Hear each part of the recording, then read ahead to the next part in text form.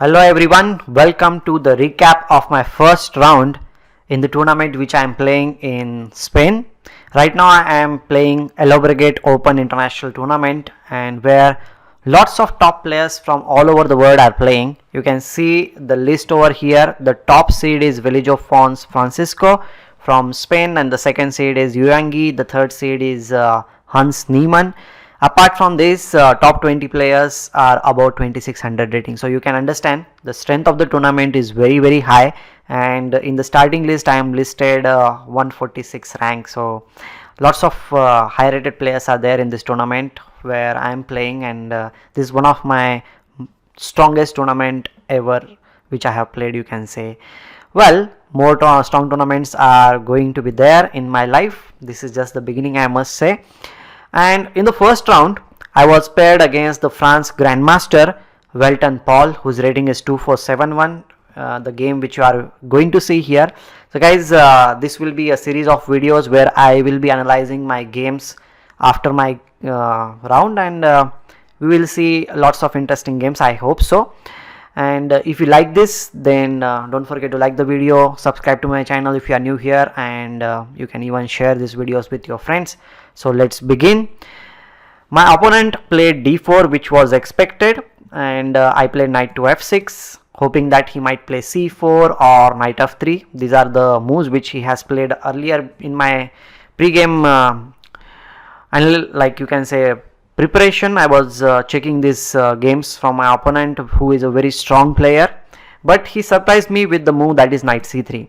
And now I have already played d5 and g6, this kind of setup, so I decided to play d5 today in order to stop e4 move, because I can play d6 or g6 this setup also, but he will play e4 and he will get the center very quickly, so I wanted to stop that thing. So I played d5, he played bishop to f4, then I played g6. Obviously I want to develop my bishop to g7 square and castle in this position.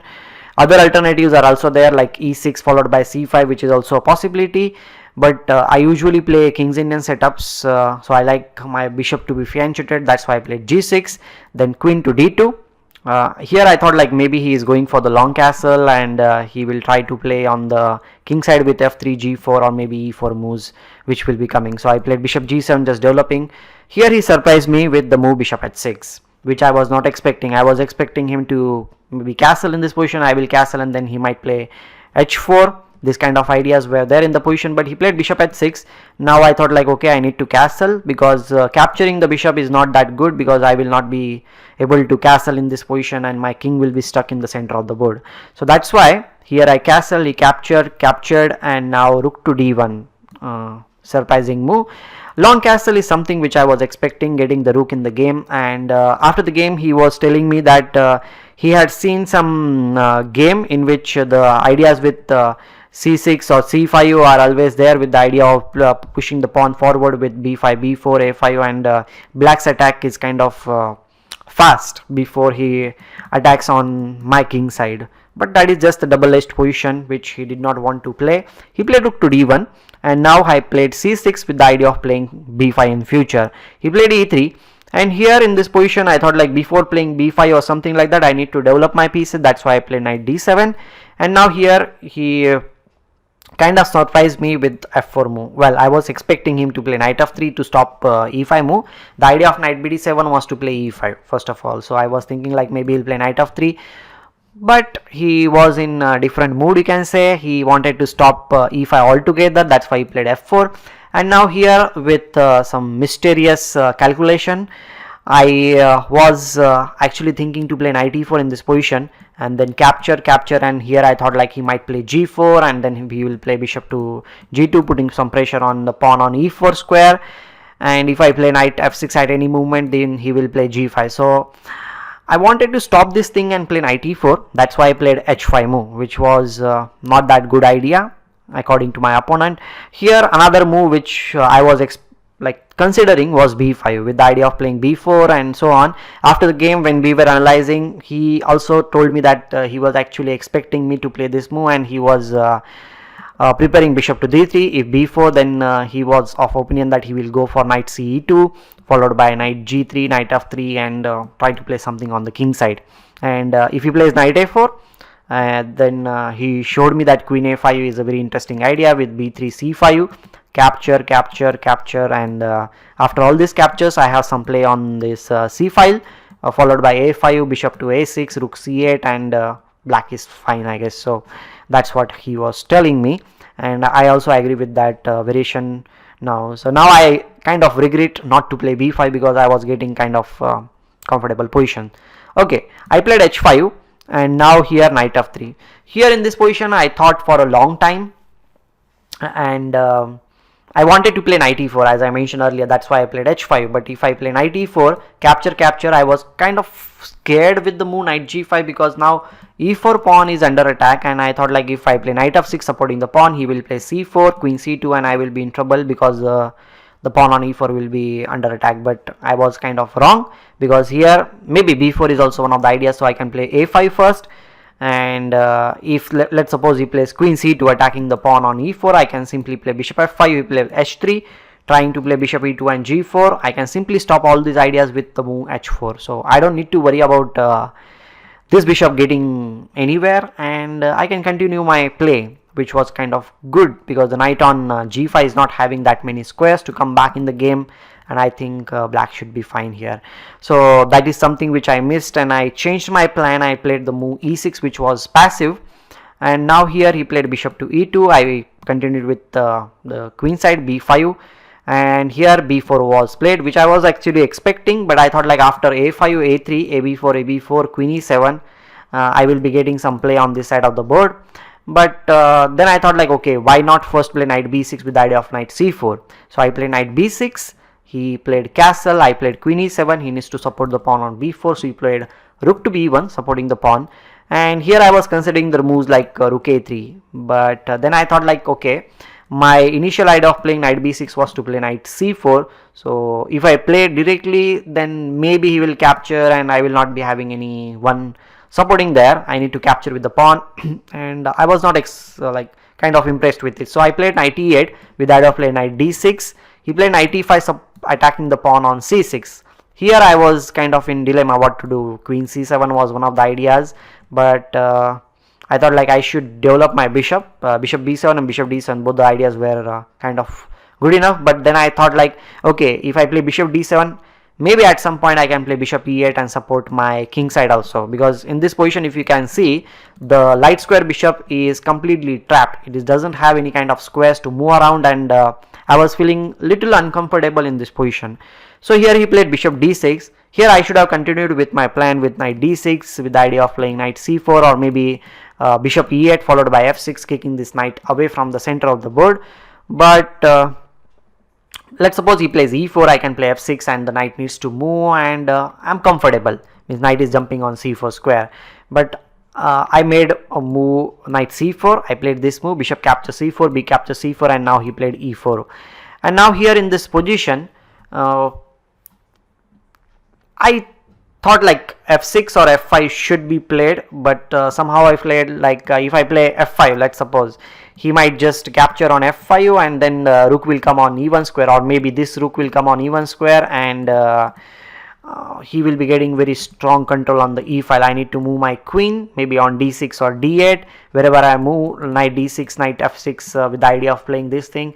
But I was thinking like he is having very good position. The e file is under his control, and if I try to place my knight on e4, he can always capture, and then he can try to play on this side of the board, which is very comfortable for him. So that's why I did not play f5. I played knight d6, but it was actually worse, because this allowed him to play f5 without any worries. I should have stopped that move, right? And here I realized that, okay, the drawback of knight d6. I captured on f5, he captured on d5, and well, this is not that bad. I can still defend the position. I should have played rook fc8. Okay, the point of rook fc8 is something which I will be explaining to you after some time. In the game I played rook ac8. The difference between rook fc8 and rook ac8 is quite interesting. I'll show you what happened in the game. He played rook e1 attacking my queen indirectly, so I played queen to d8. He played queen f4. Okay, the idea is related to knight g6 and followed by capturing on f6 is there, so that's why I played bishop e8, supporting the bishop knight on d6 square. He captured on c6, b captures c6, pawn capture c6, rook capture c6, b5 was played. I played rook to b6, putting some pressure on the pawn on b5, and now he played queen e5 check. Here I made a mistake in because I was kind of having a little bit low time. Okay, not that low, but I was trying to play fast in this position, which was actually a mistake. I should have played some simple king h7, keep the pawn structure intact, and try to put pressure on the pawn on b5 or maybe on d4, which was the idea. But I played f6 move, which was a wrong move. Queen c5 was played, and this rook is not in the game. Now I will show you what happens when I was actually telling you that I should have played rook f c8 in the earlier position, right? So in this position, if I play this move, then rook, same variation if you play queen d8 and then queen f4, bishop e8, knight c6. I'm playing the same moves which happened in the game, but the difference is that after b5, rook b6, queen e5 check, king h7, if he plays something like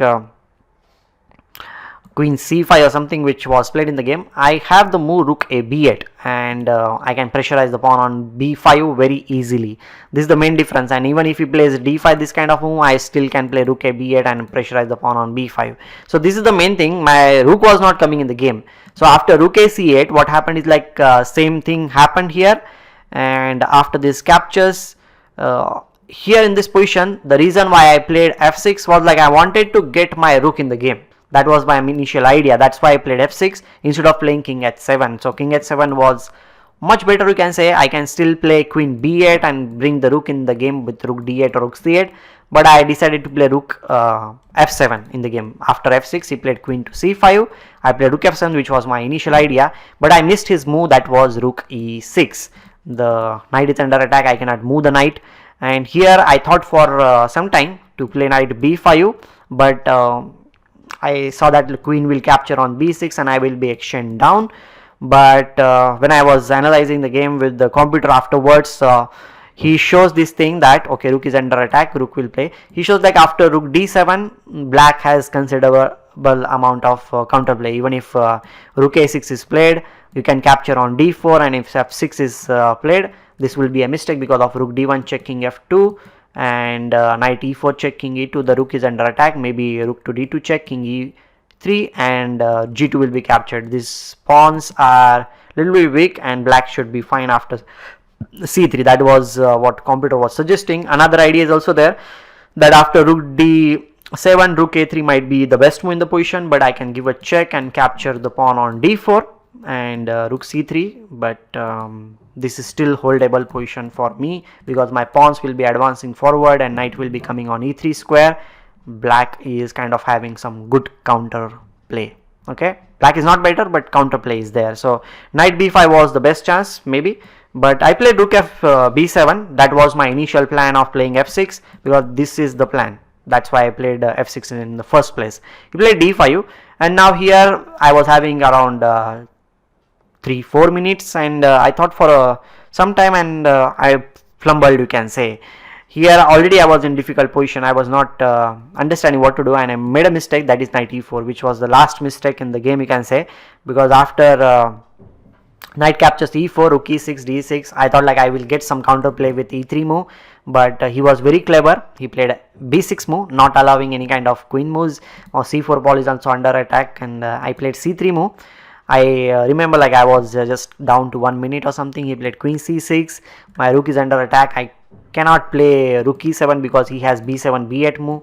Rook b8 was played. He continued with his pawn push, and now it's over. I knew that I am going to lose the game, but I should try something. That's why I played e3. He gave a check, and even if I play queen king anywhere in this position, he can simply capture, and this pawn will be this is a mistake. Okay, this is what I was thinking. If this is captured, this this is also fine. He can just win the game by playing like this also.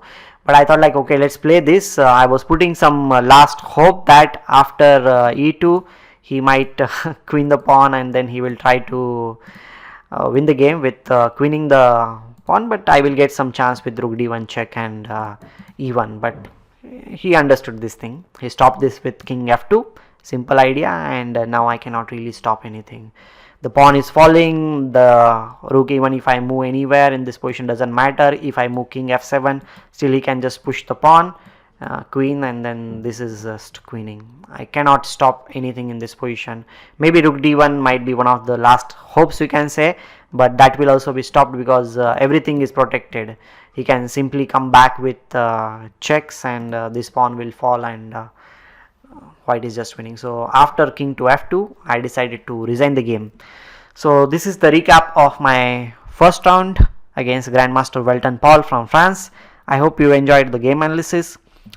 I'll continue with my second round. I'm going to play against one FIDE master, a very young player from Spain, whose rating is 2344 in the second round.